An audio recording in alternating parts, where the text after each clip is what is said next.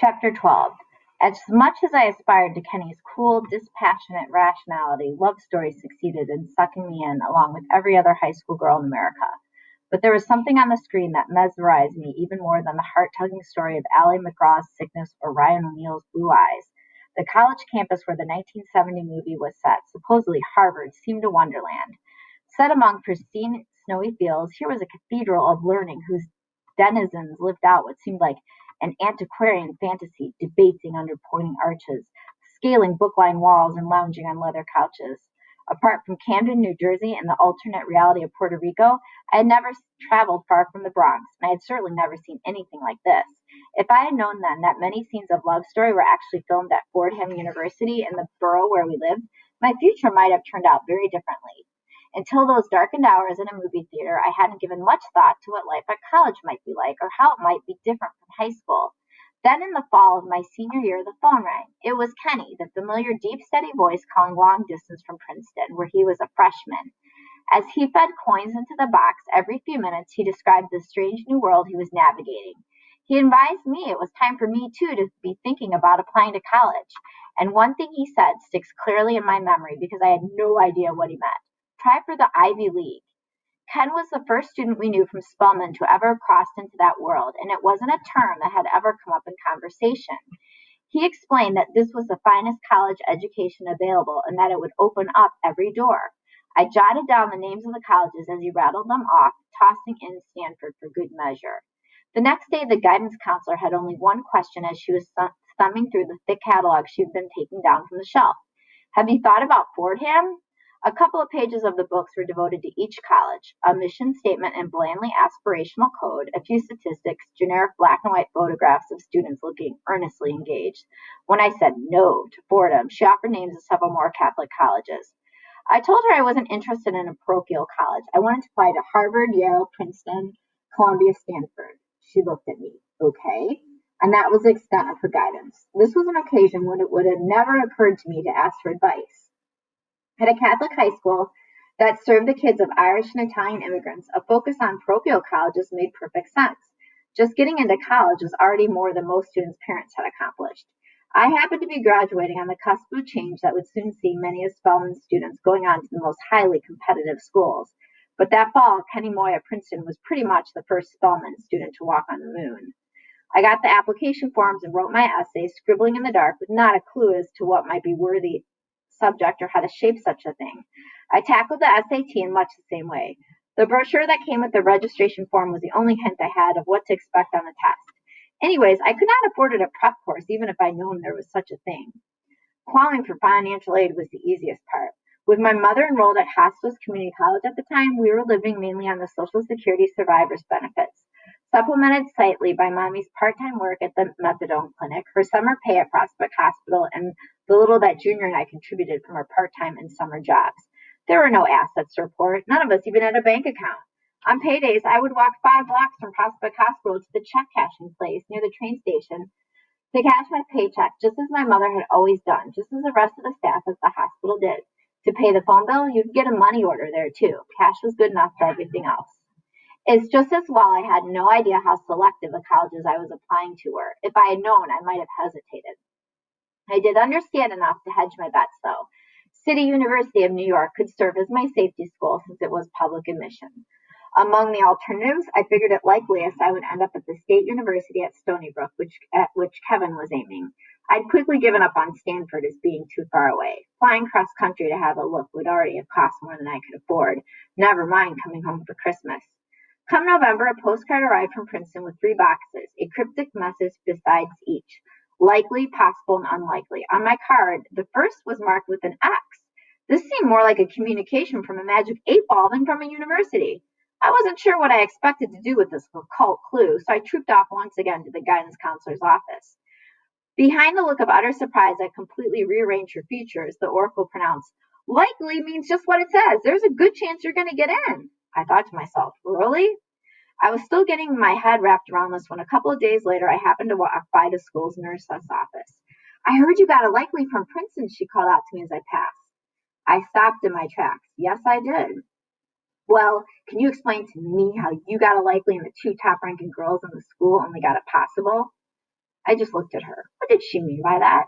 Not to mention that accusatory tone. My perplexed discomfort under her baleful glaze was clearly not enough. Shame was the response she seemed to want from me.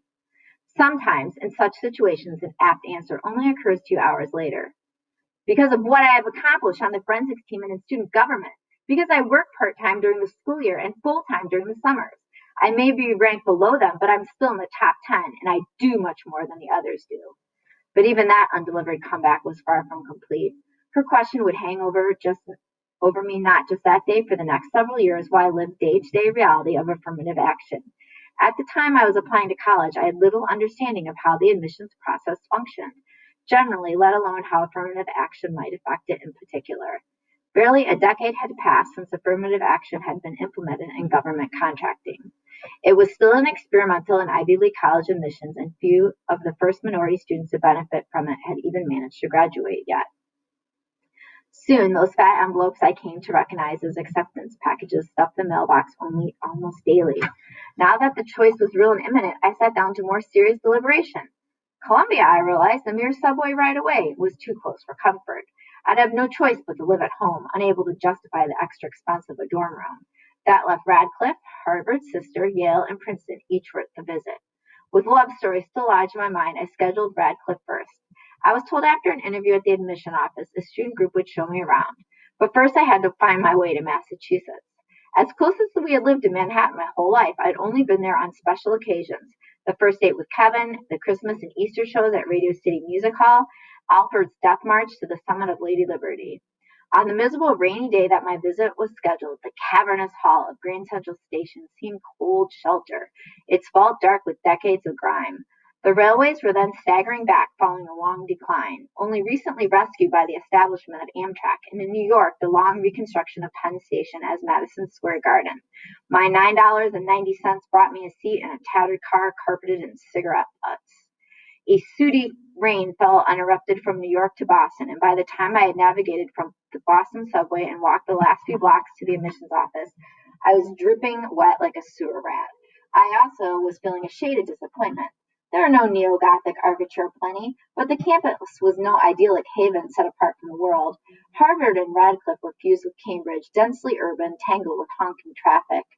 Inside the waiting room, when the inner door finally opened, I found myself face to face with a creature such I had never encountered. A woman with a hairdo of sculpted silver and a perfectly tailored black dress, a pearl necklace, and earrings. Beautiful little pumps. This is different, I thought. I followed this apparition into her office and was stunned again what was met by my eyes. I had never before seen an oriental rug, its intricate pattern the most gorgeous of puzzles meandering across the floor, and I'd never before seen a white couch. To be honest, I'd probably never seen a couch that wasn't covered in plastic. I was ushered into an elegant, high-backed wing throne of a chair in which I felt tiny, surprised to feel my feet touch the floor. I had never seen such a room with my own eyes, but I knew this was good taste, and this was money. That was when the yapping dog shattered my trance. They must have been barking since I'd walked in, but now they were jumping up at me, all bare teeth and bony claws. They were just lapdogs, really, one black and one white, but they scared me. She called to them and they scrambled onto the white couch and sat beside her, and there the three of them completed a surreal tableau. Three pairs of eyes gazing at me, a vision in black and white. That may have been the shortest interview of my life, perhaps all of 15 minutes. The flow of words that always came to me naturally, and still does whenever I meet a stranger, mostly dried up. When I found myself back in the waiting room too early for the students who were to meet me, the numbness dissolved into a suffocating panic. I do not belong here. For the first and so far the last time in my life, I did the unthinkable. I fled. Asking the receptionist to leave word for the students who were coming to get me, I said, "I'm sorry, but I have to leave." It was early evening by the time I retraced my journey in reverse. My mother looked up from her homework from the kitchen table. "What's wrong? You're supposed to be away for a couple of days." "Mammy, I do not belong there."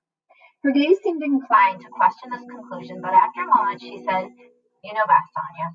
She would say it often thereafter to confess the limits of her judgment in the world I was entering, and acknowledging my having reached the age of adult self-determination. And that was the last we'd speak of Radcliffe. I was convinced they would retract their offer. They didn't, but my list was now shorter by one.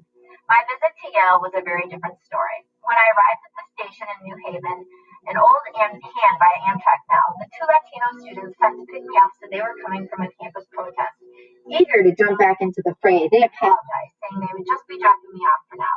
They'd give me the tour later, unless perhaps I'd like to come along to the protest. My experience of the anti-war protests was limited to the television screen. Though friends worried plenty about the luck in the draft lottery and Vietnam would come up as a topic at Forensics Club, debates weren't boiling up spontaneously in my high school lunchroom. That's not to say I didn't understand the reasons underlying the cause, but raising voice and fists against Yale's involvement in the war effort didn't seem a smart way to prepare for an interview. Instead, I went for a walk. The inner city of New Haven was impoverished, then depressed and threatening, no better than the South Bronx, and a lot less lively. Actually, it made Co-op City seem idyllic. When my guides found me again, they were buzzing from the protests and eager for a rap session. We joined up with a larger group of Hispanic kids, some from New York, others from the Southwest, all of them more radical than anyone I had ever known before.